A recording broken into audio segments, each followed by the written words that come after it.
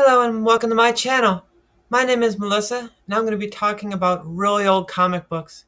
This episode is an introduction though that I'll be using to talk about who I am while I'll be talking about really old comic books and why these particular comic books. I've always loved comic books, and if push came to shove I would probably cite Marvel Comics of the 1980s as my favorite comic books of all time, but it's really old comic books that I study. My preferred name is Melissa, but under a different name I founded Great Scott Press in 2009 to self-publish a role-playing game called Hideouts and Hoodlums. There may be times when I'll talk about role-playing games on this channel, but this is not a channel for advertising my game. The only reason I bring it up now is that when I wrote a retro clone of the original role-playing game and wanted to replace the tropes of the swords and sorcery genre with the tropes of the superhero genre, I decided to go back to the very beginning of comic books, just as I had the very beginning of role-playing games. This decision came before discovering the value of using public domain characters, which I'll talk about many times on this channel. To support the game, I began a blog back in 2015 where I began dissecting the history of comic books chronologically, issue by issue, story by story, and breaking down how my game emulated those stories or what I could add to the game to emulate those stories better. And I also just learned a lot from reading those old comic books. And that is the sort of information that I'm back to distill now, with the role playing game material snipped out. If you're still interested in that, my blog is still out there, and I'll have a link in the comments section below.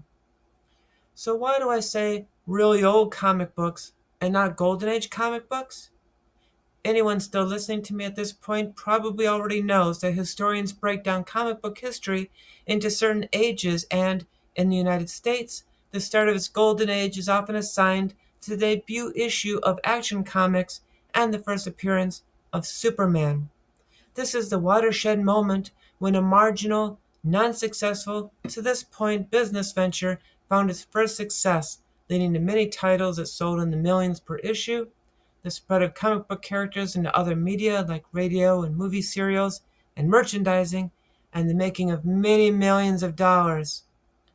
What I did was go back even further to the first original comic books, which came out not in 1938 when Superman debuted, but in 1935. This pre-Superman time is often referred to as being in the Platinum Age. But just because it wasn't as successful doesn't mean we aren't going to find interesting things to discuss about those comic books. Now, the Platinum Age is usually seen as going back even further than that, to include earlier prototypes of comic books that did not resemble the modern comic book in form as closely.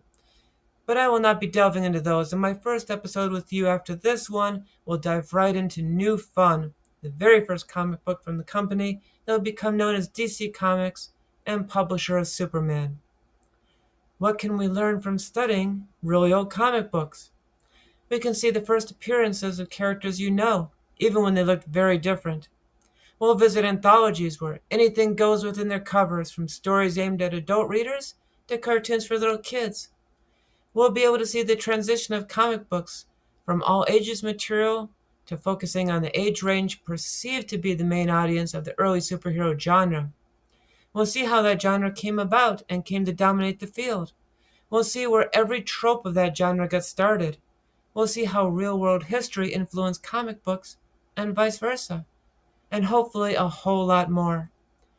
My goal is to proceed chronologically from New Fun number 1, but it doesn't have to go that way, and I can jump around in history to cover specific issues, summarize titles, talk about characters, do biographies of the creators, and other things that you suggest when you like, subscribe, and engage, which I hope you will, as I really want to have this conversation with you.